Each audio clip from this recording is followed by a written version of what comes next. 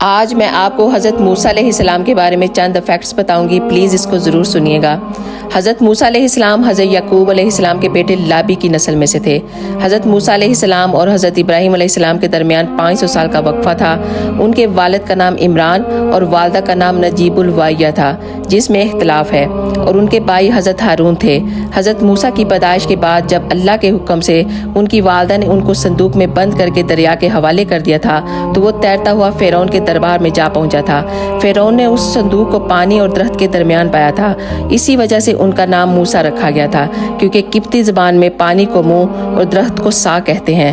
رسول اللہ صلی اللہ علیہ وآلہ وسلم نے فرمایا ہے کہ اللہ تعالیٰ نے 4 پیغمبروں کو جہاد کے لیے منتخب کیا تھا: حضرت ابراہیم علیہ السلام، حضرت داؤد علیہ السلام، حضرت موسیٰ علیہ السلام اور محمد مصطفیٰ صلی اللہ علیہ وآلہ وسلم۔